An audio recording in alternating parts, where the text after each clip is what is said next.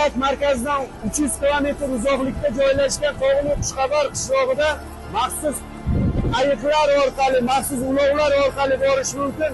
Avtomobil yo'li hozirda mavjud emas.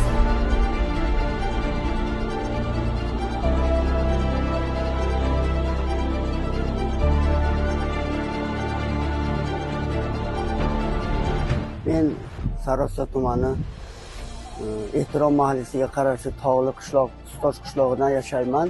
Ismim Safarboy Gulov.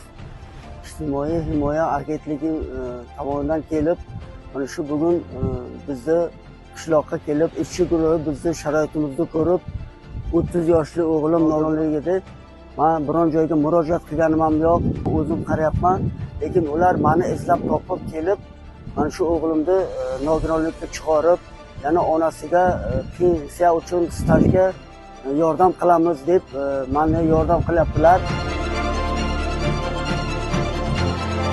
12 yildan beri nogironlikka chiqolmagan fuqaromizga nogironlik belgilandi. Nogironlik belgilangan fuqaro onasiga ish staj masalasida yordam ko'rsatildi. Fuqaroning otasi hamda onasiga sanatoriyaga yo'llanmalar masalasida, bolalar nafaqasi masalasida ijtimoiy xizmatlar ko'rsatildi. Bundan tashqari nogironligi bo'lgan fuqaromizga reabilitatsiya markaziga davolanish uchun yo'llanmalar ham belgilandi.